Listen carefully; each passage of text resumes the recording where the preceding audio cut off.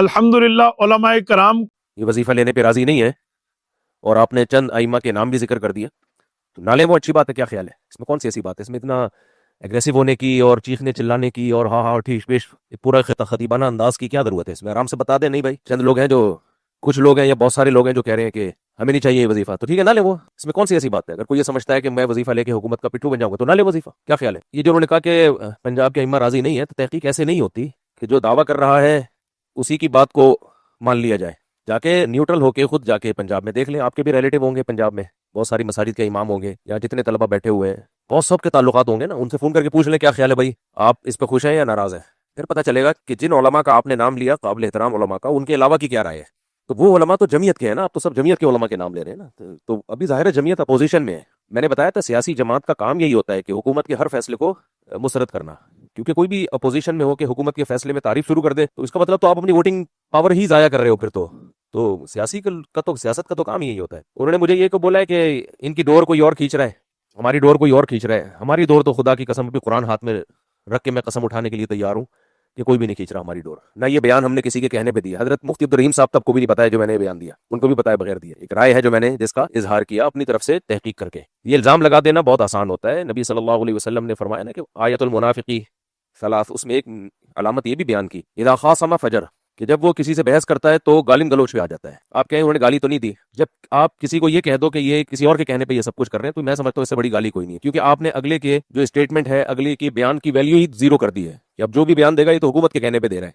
तो मैं कुरान पे अभी भी कसम उठाता हूँ वल्लाह कि ना ये मैंने हुकूमत के कहने पे किया, ना हुकूमत से मेरा कोई लेना देना है, ना हुकूमत से। हमें तो ये देख लो, हमारे तो सही होने की बड़ी अलामत ये है कि जब इमरान खान ने ये काम किया था तो भी हमने तारीफ की थी, मुस्लिम लीगियों ने किया तो भी हमने तारीफ की। हालांकि अगर हम हुकूमत के पिट्ठू होते या किसी सियासी जमात के पिट्ठू होते तो जब इमरान खान करता तो हम मुस्लिम लीगियों ने तारीफ की थी या बुराई की थी? बुराई की थी। अब मुस्लिम लीगी खुद कर रहे हैं तो पीटीआई वाले अच्छाई कर रहे हैं, बुराई कर रहे हैं, बुराई कर रहे हैं। हमारी तो एक पॉलिसी है, हुकूमत जो अच्छा काम करेगी उसको अच्छा कहेंगे, इसमें हुकूमत का पिट्ठू होने वाली कौन सी बात हो गई?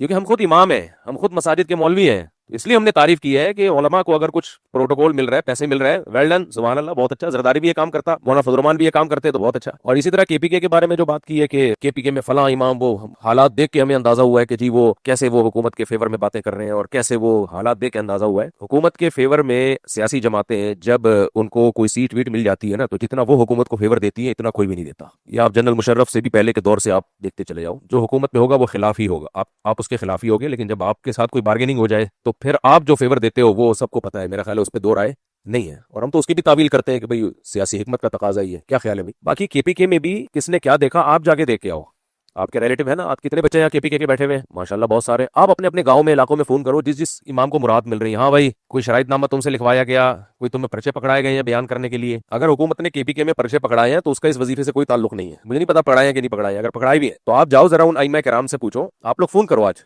मुझे शाम तक रिपोर्ट पेश कर देना, हाँ भाई तुम्हें इतने पैसे मिल रहे हैं, क्या ख्याल है, सेट चल रहा है मामला। हमारे तो जो भी जानने वाले हैं जिनको भी मिल रहे हैं, अगर उलमा इसको मुस्तरद कर देते तो पठान आइमा पठान तो वैसे ही किसी का गुलाम बनने से नहीं बनता इतने आराम से, वो तो वैसे ही मुंह तोड़ देगा। वो सारे 25-25 15-15 हजार लेके गुलाम बने हुए हैं, ये कमाल की बात है यार।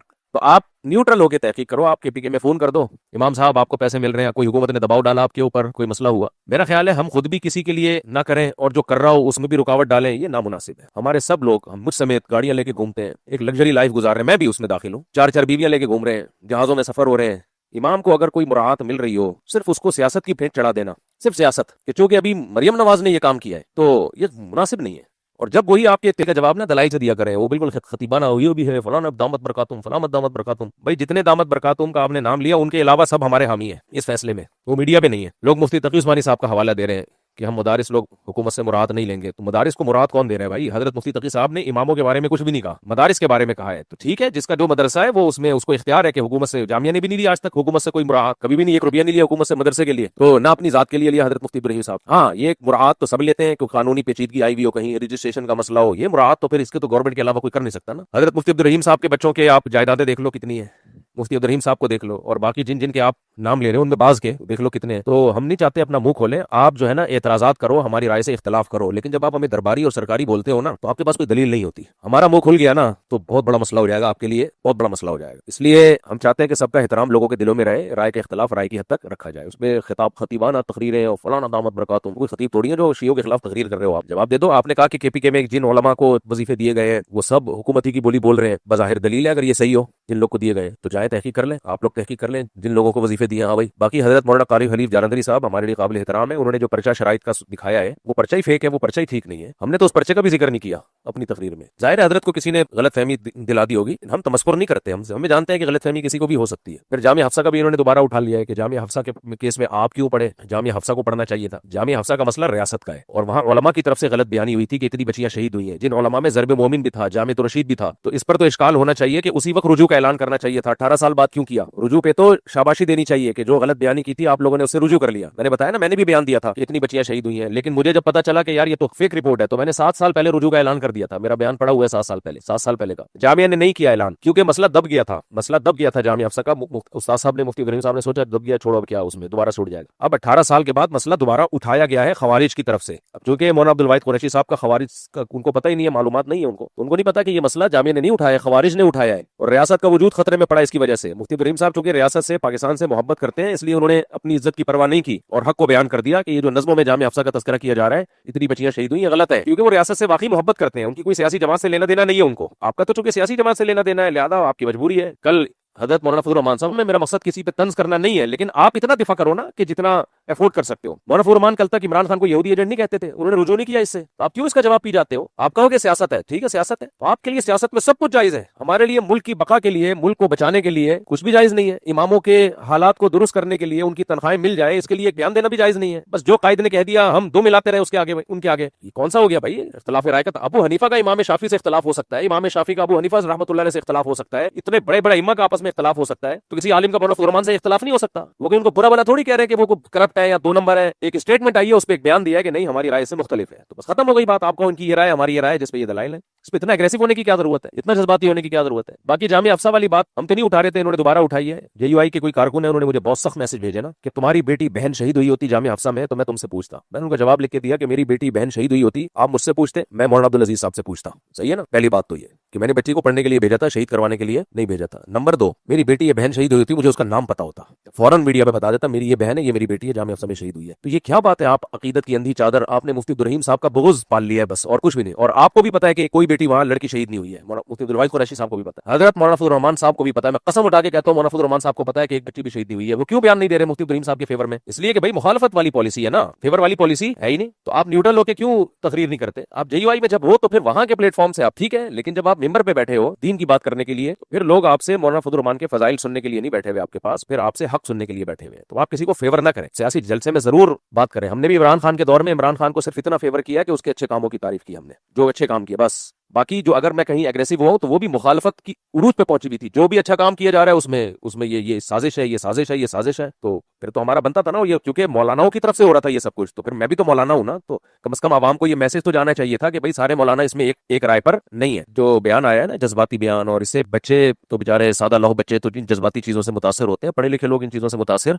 नहीं होते, वो तज्जिया करते हैं। तो केपीके में अगर हुकूमत ने आवाम को खरीद लिया है, तो उलमा को खरीद लिया, तो केपीके में आपके बहुत सारे रिलेटिव हैं तो होंगे यकीनन, जाओ फोन करो उनको, क्या खरीदा है भाई। और वो जो शराइतनामा पढ़ के सुनाया गया है हजरत मौलाना हलीफ जालंधरी साहब की तरफ से, फर्ज कर लो वो ठीक भी है, तो उसमें कौन सी गलत बात लिखी हुई है? वफाकुल मदारिस से जब किसी मदरसे का इल्हाक होता है, इसी टाइप की शर्तें उसमें भी लिखी हुई हैं, रियासत के खिलाफ नहीं जाएंगे, ये नहीं होगा, वो सारी शर्तें तो एक कॉमन सेंस की है। हाँ, ये नहीं होना चाहिए कि इमाम को लिखा हुआ खुतबा दिया जाए, इसके हम खिलाफ है, इमाम अपनी मर्जी से बयान करे। और बाकी ये कि हुकूमत 25,000 में उलमा को खरीद लेगी। असल में जितने पंजाब के उलमा है ना, जब मेरा बयान गया वो सारे खुश है मेरे बयान से। उलमा से मुराद जो मसाजिद के इमाम है, और जो इमाम नहीं है वो सारे नाराज हैं। ये होता है। अब जाहिर है जो इमाम नहीं है उनकी तादाद ज्यादा है, तो उनकी नाराजी से हमें कोई वो नहीं है, फिक्र नहीं है, क्योंकि वो कुछ ले नहीं रहे ना, उनको कोई फायदा नहीं मिल रहा। तो जब कुछ मिल नहीं रहा होता तो बैठ कर बयान देते रहो। जिस बेचारे के पाँव में पहनने के लिए चप्पल नहीं है ना, आपने कोई इंतजाम किया उनके लिए। वफाकुल मदारिस में करोड़ों नहीं अरबों रुपए होते हैं, अच्छी बात है, होने चाहिए, तभी तो इतना बड़ा मदारिस का सेटअप चल रहा है। उन अरबों में थोड़ा सा छिड़काव इनके ऊपर कर दें, आप क्या ख्याल है? और अगर नहीं कर रहे, कोई मजबूरी होगी, तो फिर आप, अभी एक तहरीर भी आई है कि उलमा सुलहा हमेशा गरीब रहे हैं, और उलमा, ये तहरीर भी आजकल मुझे व्हाट्सएप पे लोग भेज रहे हैं कि उलमा जो है वो हमेशा गरीब ही रहे हैं, कसमा पुरसी में ही रहे हैं, और उलमा पे यही चीज सूट करती है। बिल्कुल सही है, तो फिर सबको गरीब होना चाहिए। फिर मुझे भी चाहिए कि मैं रक्शे में जाऊं, रक्शे भी नहीं, बाइकिया वाले से बाइकियां मंगवाऊं, गाड़ियां वाड़ियां, लैंड क्रूजर, ये प्रोटोकॉल और ये सब कुछ, वेस्ट कोट पहनना और बड़े बड़े जुब्बे पहनना, ये सब छोड़ दें। ये क्या बात है कि अपने लिए तो सब ये चाहते हैं कि हम लोग जनाब लग्जरी लाइफ हो, और मस्जिद के इमाम के लिए कि वो गरीब गुरबा किस्म का हो, ये नाइंसाफी है भाई। तो ये मौलाना फजल रहमान की मजबूरी है, वो क्योंकि अपोजिशन में है, तो वो ठीक है, वो सही कर रहे हैं अपने लिहाज। सियासत में यही होता है, क्योंकि अगर वो कहते हैं कि हुकूमत सही कर रही है तो उनका तो वोट खत्म हो जाएगा। पीटीआई वाले कहते हैं कि हुकूमत सही कर रही है, पीटीआई की तो हैसियत खत्म हो जाएगी। और यही काम पहले मुस्लिम लीग भी कर रहे थे। हम कोई मरियम नवाज की थोड़ी तारीफ कर रहे हैं। जब इमरान खान ने किया था तो ये लोग भी खिलाफ होंगे, मुझे नहीं पता थे नहीं थे, लेकिन होंगे यकीनन। पहले ये लोग एस्टेब्लिशमेंट के खिलाफ थे कि नहीं थे मुस्लिम लीग के लोग? सुबह शाम आप बाजवा की ऐसी की तैसी करके रखी हुई थी इन लोगों ने। आज वही इत्तेहादी हुए हैं। जब जनरल मुशर्रफ था तो मौलाना फजल रहमान के जलसे में मैंने खुद शिरकत की है। इतना ज्यादा मौलाना फजल रहमान ने जनरल मुशर्रफ के खिलाफ तकरीर की, हमने भी नारेबाजी लगाए सब कुछ। लेकिन जब मौलाना फजल रहमान इत्तेहादी बन गए तो वो नहीं, फिर वो नहीं थे। तो ये सियासत में चल रहा है, इसमें मैं किसी को बुरा भला नहीं कह रहा, ये सब ये सियासत का हिस्सा है। जमहूरियत इसी का नाम है। तो हम थोड़ी सियासत में है भाई, हम तो जाते हैं वोट दे के आ जाते हैं जो हमें अच्छा लगता है, बस खत्म। तो इसलिए हमारी मजबूरी नहीं है, आपकी मजबूरी है। आप जो कर रहे हैं आपके लिहाज से ठीक कर रहे हैं आप, हमारी ये मजबूरी है नहीं। ना हम एस्टेब्लिशमेंट के, वल्लाह खुदा की कसम, ना हम हुकूमत के पिट्टू है, ना हम किसी सियासी जमात के। हाँ, इंडिविजुअल लाइफ में किसी सियासी जमात को हम फेवर करेंगे अपनी निजी जिंदगी में, तो वो तो हर एक को हक है ना। लेकिन मिंबर पे थोड़ी हम किसी सियासी जमात के फेवर में है।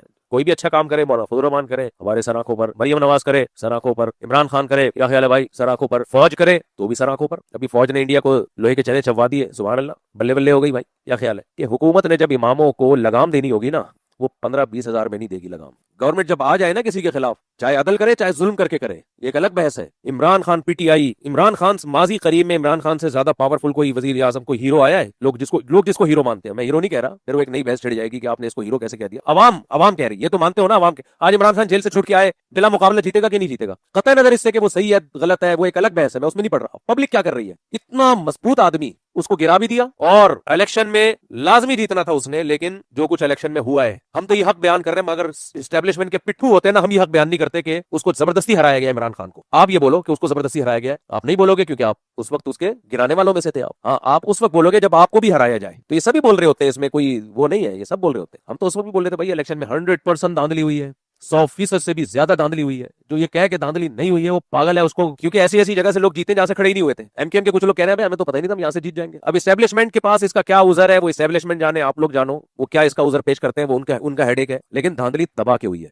बिला मुकाबला जीतना था किसने? इमरान खान। हुकूमत ने उसको खड्डे लाइन लगा दिया। समझ रहे हो, इतनी पावरफुल होती है गवर्नमेंट जब करने पर आ जाए, जब करने पर आ जाए। इसलिए अगर अल्लाह ना करे इमामों को लगाम देने पे आ गई, मदारिस को बंद करने पर आ गई, कुछ भी नहीं बिगाड़ सकते हम लोग। ये बातें हमारी कुछ भी नहीं। सबसे पहले आप मेरे और आपके लीडर भागेंगे यहाँ से, समझ रहे हो? सबसे पहले अगर सही अप्रोच, क्योंकि हकीकत यह है कि हम खुद बिला वजह मदारिस के तहफ्फुज का वो बेच रहे होते हैं कि मदारिस को खतरा है, मदारिस को खतरा है। और कोई खतरा नहीं है। मौलाना मजहूर मेंगल साहब का मदरसा चल रहा है, दारुल उलूम की, अल्लाह और तरक्की दे दारुल उलूम कुरंगी को। जाओ जाके व्लॉग बनाओ, वहां जाके देखो, आदमी मदरसे में घुसते ही हैरान हो जाता है कि यार अल्लाह और बरकतें दे, क्या शानदार मदरसा है। कोई मैली आंख उठा के अल्हम्दुलिल्लाह, ना हुकूमत में, ना एस्टेब्लिशमेंट में, ना पुलिस में, ना फौज में, कोई भी नहीं देख रहा। मदारिस को सिरे से कोई खतरा नहीं है, अल्हम्दुलिल्लाह, बहुत मजबूत है। इंडिया में खतरा नहीं है, यहाँ कहां से खतरा हो गया जो एक बिल्कुल सेकुलर हुकूमत है। बर्मा में मदारिस को खतरा नहीं है, मैं वहां गया हूं, बहुत सारे मदारिस बने हुए। वो कहते हैं ठीक है, लेकिन बस वो एक बात कहते हैं कि तुम्हारे मदरसों के सर्टिफिकेट को हम वैल्यू नहीं देंगे, हुकूमत के किसी इदारे में नहीं जाओगे। बर्मा में ये लॉ है, पढ़ते रहो, ठीक है, मस्जिद की इमामत संभालो, मौज़िन संभालो, ये नहीं होगा कि तुम गवर्नमेंट के किसी इदारे में चले जाओ, क्योंकि उनको खतरा है गवर्नमेंट में आगे तो निजाम बदलेंगे ये, क्योंकि निजाम बदलने के लिए हुकूमत में आना जरूरी है। तो ये उन्होंने कहा कि वैल्यू नहीं है, तो इसलिए ना मदारिस को अल्हम्दुलिल्लाह कोई खतरा है। और ये इतने मदारिस बंद कर दिए, ये कर दिए, वो सारे वो बंद किए जो वफाक के जेरे तहत नहीं थे। केपीके में और जगह जगह जो बहुत सारे मदारिस बंद किए हैं, वो सारे वो बंद किए जो वफाकुल मदारिस के बोर्ड में नहीं है।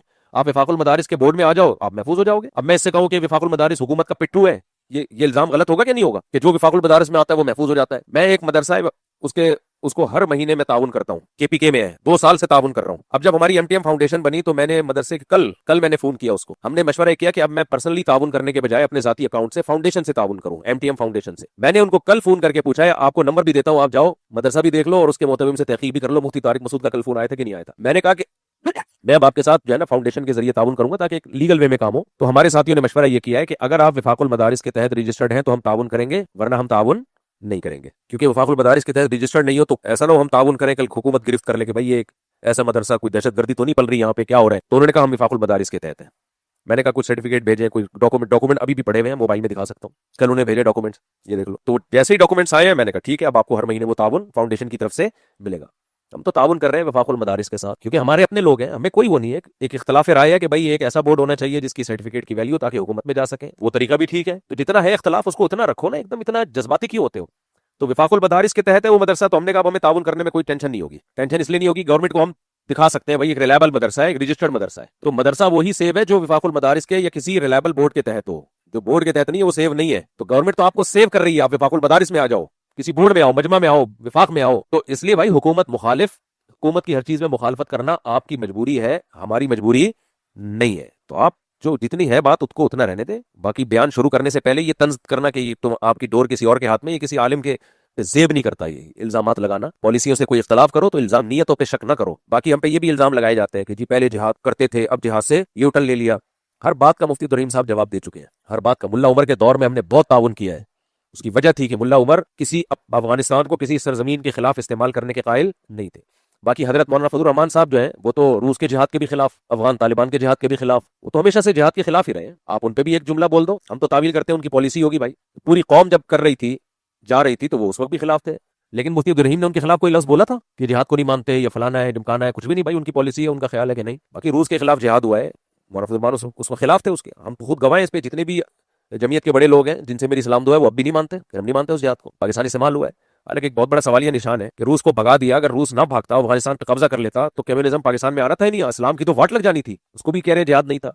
फिर मुल्ला उमर का दौर आया, मुल्ला उमर अफगानिस्तान के लिए लड़ रहे थे, खिलाफत कायम करेंगे। हमें मुल्ला उमर से, हमसे ज्यादा मुल्ला उमर को कौन जानता होगा, तो उस वक्त भी साथ दिया। जब देख लिया कि भाई वो ट्रैक से हट रहे हैं, ये तो हक परस्त होने की अलामत है। उनके बाद जब देख लिया कि लोग ट्रैक से हट रहे हैं और अब वहां उनकी सरजमीन को पाकिस्तान के खिलाफ इस्तेमाल किया जा रहा है, और इंडिया से उनके, तो आपने देखा नहीं इंडिया से कितने गहरे ताल्लुकात बन रहे हैं उनके, इसके बाद भी हिमायत करें। तो जो उस वक्त सूटेबल था वो उस वक्त किया मुफ्ती इब्राहिम साहब ने, जो इस वक्त है वो इस वक्त किया। हालात के लिहाज से पॉलिसी चेंज हुई। आप पर सवालिया निशान है कि आप किस तरफ खड़े हो। अभी आप उनके साथ हो या पाकिस्तान के साथ हो? पहले आप उनके साथ थे या रशिया के साथ थे? किसके साथ थे आप? तो आपकी पॉलिसी अभी तक वाजे नहीं है, हमारी तो बिल्कुल दो चार की तरह है। जिस वक्त जो हालात हुए उसके हिसाब से बात कर ली। पहले भी किसी से नहीं डरते थे, अभी किसी से नहीं डरे। समझते हैं कि नहीं समझते? तो रियासत बचाना अलग चीज है, एस्टेब्लिशमेंट का पिट्ठू बनना अलग चीज है। नाम पहले पिट्ठू थे, ना अब है, ना इंशाल्लाह आइंदा होंगे। हमें जरूरत ही नहीं किसी का पिट्ठू। और ये मजमा बनाने का, इसमें खुफिया एजेंसी का कोई किरदार नहीं है। मजमा जो बोर्ड बनाया है, तालीमी बोर्ड बनते रहते हैं, इसमें आईएसआई का या एस्टेब्लिशमेंट के फरिश्तों को भी पता नहीं होगा कि जब ये मजमा बन रहा था, आपकी राय से इख्तलाफ हुआ, एक बोर्ड बनाया, आप उस पर जो इश्कालात है करो। ये कि जो भी आपकी राय से अलग जाएगा, ये फलाने का पिट्ठू है, ये फलाने की, इसकी डोर है किसी और के हाथ में, इसकी डोर किसी और के हाथ में। अजीब बात है यार। कहने पर गवर्नमेंट की तरफ से कोई पाबंदी नहीं है, इल्जामात लगा दो। हमारी डोर किसी और के हाथ में होती, जरूरत क्या है मुझे इसकी? मेरी अपनी कमाई है भाई। मैंने यूट्यूब पे बताया हुआ कि मेरी सोर्स ऑफ इनकम कहाँ से आ रही है। मेरे अकाउंट है, जाके देख लो, उसके अलावा कुछ और आता हो। सही है ना? फाउंडेशन तो अब बनी है, जाके वो भी जितने पैसे आए सारे सवात में हमने टैंकियों में लगा दिए, पानी की टैंकियों में, और चंद कुछ तालीम में लगाई, कुछ मदारिस में बांट दी हमने। उसमें भी हम पैसा नहीं छोड़ते। और फाउंडेशन भी कितनी मुश्किल से बनी। एस्टेब्लिशमेंट के होते फौज हमें खुद फाउंडेशन बना के देती। अभी 4-5 साल लगे हैं, लोहे के चने चबाए तब जाके एक छोटी सी फाउंडेशन रजिस्टर्ड हुई है कवाकिब कुछ नजर आते हैं कुछ। तो हम नहीं बोलते भाई एस्टेब्लिशमेंट की। हाँ, रियासत को हम पाकिस्तान जिंदाबाद, क्योंकि पाकिस्तान है तो हम लोग हैं, पाकिस्तान नहीं है सबका बेड़ा गर्क हो जाएगा। तो यही बात मौलाना फजलुर रहमान भी करते हैं। जब वो करते हैं तो वो ठीक है, हम करें तो हम प्रैक्टिकली भी करते हैं। पॉलिसियां ऐसी बनाते हैं जो स्टेट के अगेंस्ट आ जाए। समझते हो कि नहीं समझते? तो मौलाना अब्दुल भाई साहब को मेरा पैगाम पहुंचा दें कि अभी अपना लबो लहजे में थोड़ी शाइस्तगी पैदा कर लें।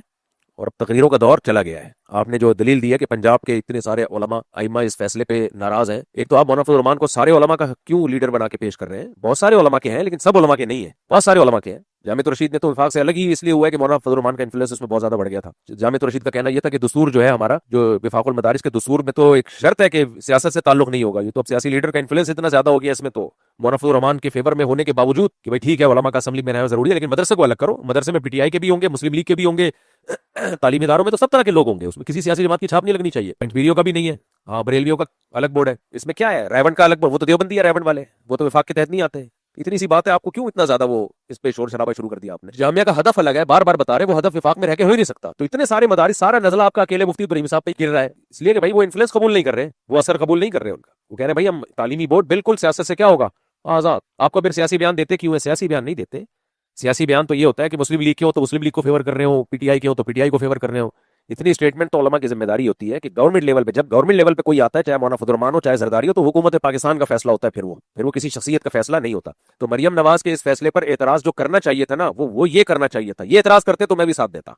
वो एतराज ये है, लॉलीपॉप तो नहीं है, लारे रप्पे तो नहीं दिए जा रहे कि 25,000 हम देंगे। क्योंकि बाज दफा सियासी लीडर बड़े बड़े वादे कर लेते हैं, हम देंगे 25,000 देंगे, और इमाम हमारे लिए मुकद्दस है, और इमाम ये है, इमाम यूं होता है। तकरीरें कर ली, इमाम भी जोश में आ गए और सब फेवर में चले गए, बाकी धेला भी नहीं मिल रहा। तो पहली बात ये, हुकूमत पंजाब इस फैसले को यकीनी बनाए, मिलेगा। ये हवाई बातें नहीं है। नंबर 2, आपके जाने के बाद भी मिलेगा। इसको पक्का काम करके जाओ आप। ये नहीं होता कि जब तक आपकी हुकूमत है तो मिलेगा, जब आपकी हुकूमत गई तो गया। ना ना ना, ये गलत है। आप मरियम नवाज साहिबा से हम अपील करते हैं कि आप ये पक्का काम करें। ये वजीफा तमाम इमामों को, पंजाब के तमाम इमामों को मिलेगा, चाहे आपकी हुकूमत रहे चाहे हुकूमत ना रहे। ये इतराज करते हैं, हम साथ देते हैं। ये इतराज बनता है, मिलेगा इंशाल्लाह, इमामों को वजीफा मिलेगा। और जिसने गुलाम बनना होगा वो पहले ही बना हुआ है, और जब हुकूमत ने लगाम देनी होगी तो वो वजीफे के बगैर भी दे सकती है। पीटीआई की मिसाल एमक्यूएम तो इतनी पावरफुल थी तुम्हारे तस्वुर से ज्यादा। उसके जब लगाम दी है तो उसका तोड़ तार के बराबर कर दिया उसको, कल मैं मुक्का चौक से गुजरा हूं तो मुक्का चौक पे मुक्का ही नजर नहीं आ रहा, अबे वो मुक्का चौक का नाम ही तब्दील कर दिया। तो मैं और आप किस खेत की मूली है मेरे भाई। तो लेकिन चूंकि हुकूमत मदारिस के खिलाफ है नहीं, असल बात यह है।